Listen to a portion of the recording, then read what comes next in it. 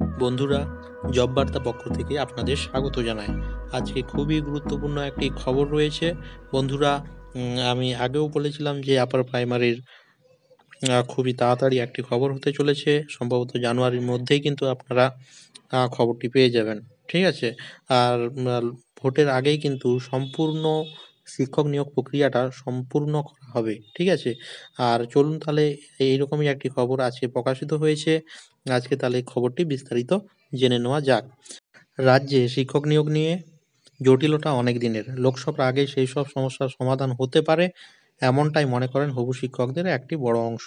Commission সূত্র থেকে পাওয়া খবর অনুসারে সব ঠিকঠাক থাকলে চলতি মাসের শেষ নাগাদ নবম ও দশম শ্রেণীর শিক্ষক নিয়োগের কাউন্সেলিংয়ের বিজ্ঞপ্তি জারি করতে পারে কমিশন।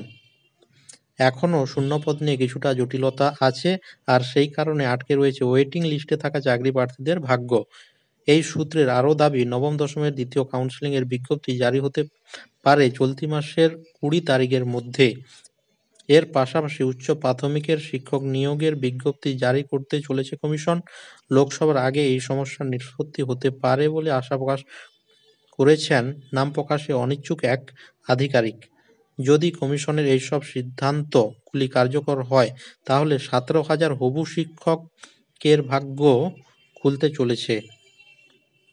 বন্ধুরা, আজ এই পর্যন্তই। আর খবরটি যদি ভালো লেগে থাকে নিশ্চয়ই আপনারা ভিডিওটিকে লাইক করবেন, এবং নতুন হয়ে থাকেন তাহলে আমাদের চ্যানেলটিকে সাবস্ক্রাইব করে আমাদের পাশে থাকবেন।